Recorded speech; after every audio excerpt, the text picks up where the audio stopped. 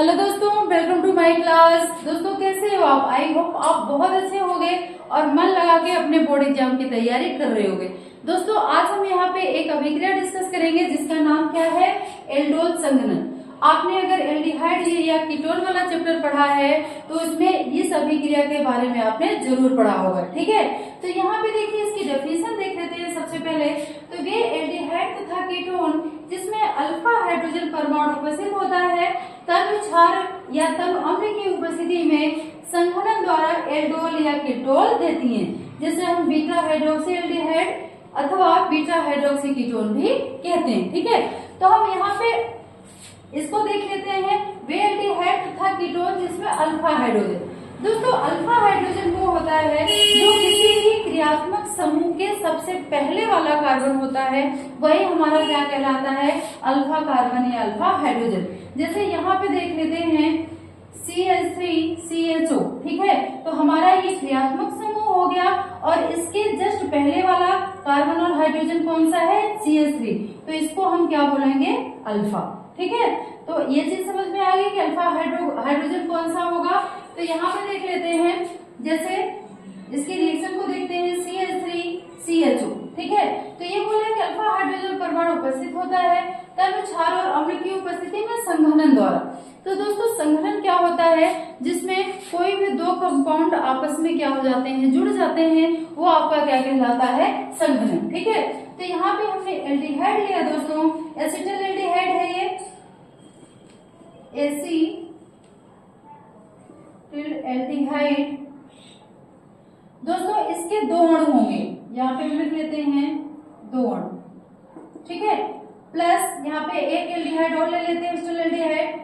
तो इसको हम इस रूप में लिख लेते हैं CH2CHO, ताकि जब इनका संघनन हो तो संघनन करने में आसानी हो और आपको आसानी से समझ में भी आए। हमने CH3 को किस रूप में लिख लिया, HCH2। ठीक है, अब इनका संघनन होगा दोस्तों, तो संघनन होगा तो उपस्थिति किसकी रहेगी, तनु सोडियम हाइड्रोक्साइड। ठीक है, तो तनु सोडियम हाइड्रोक्साइड की उपस्थिति में ये क्रिया करेगा दोस्तों। तो ये आपका क्या बन जाएगा, CH3CH ब्रैकेट में OH, फिर आपका मतलब ये जो आपका OH था ये आपस में संघनित हो गए, मतलब दोनों को जोड़ने का जरिया क्या बना, इसका ऑक्सीजन परमाणु और इसका हाइड्रोजन परमाणु। ठीक है, OH, फिर आपका क्या बच रहा है, CH2CHO। ठीक है दोस्तों, हम इसको ऐसे भी लिख सकते हैं CH3CH और यहाँ पे OH और आपका CH2CHO। क्योंकि हमें संघनन दिखाना है, आपने संघनित सूत्र पढ़े होंगे, तो ये हमेशा कैसे लिखे जाते हैं, जिनका संघनन होता है वो हमेशा बीच में ब्रैकेट में लिखे जाते हैं, नहीं तो हम इसको इस तरह से भी लिख सकते हैं। ठीक है, तो यहाँ पे लिखे अल्फा हाइड्रोजन परमाणु उपस्थित हो जिसमें उसमें क्रिया हो रही है, लेकिन ये बाद में बना क्या रहा है, beta hydroxy aldehyde.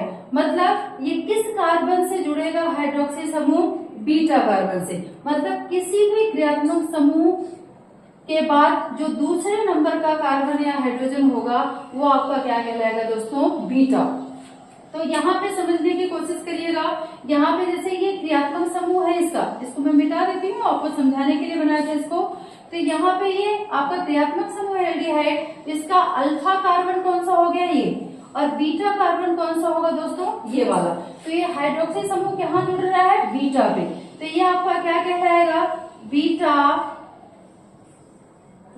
Hydroxy, beta hydroxy. और पूरी जो चेन है दोस्तों किसकी है, ब्यूटेन की, क्योंकि कितने कार्बन है, 1 2 3 4, लास्ट में क्या जुड़ा हुआ है, एल्डिहाइड। तो इसके IUPAC नाम में क्या लगता है, अल लगता है दोस्तों। तो बीटा हाइड्रोक्सी और ये आपका क्या हो जाएगा, ब्यूटेनल।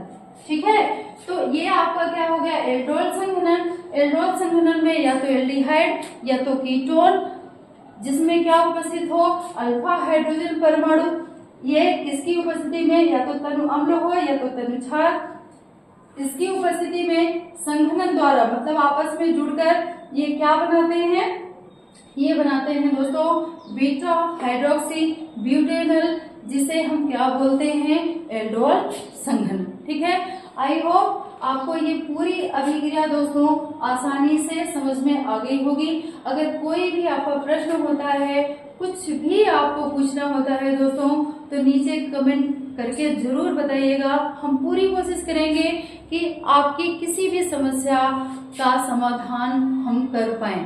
ठीक है दोस्तों, वीडियो अच्छा लगा हो तो वीडियो को लाइक, शेयर एंड चैनल पे अगर नए हो तो चैनल को सब्सक्राइब करना ना भूलें। Thank you.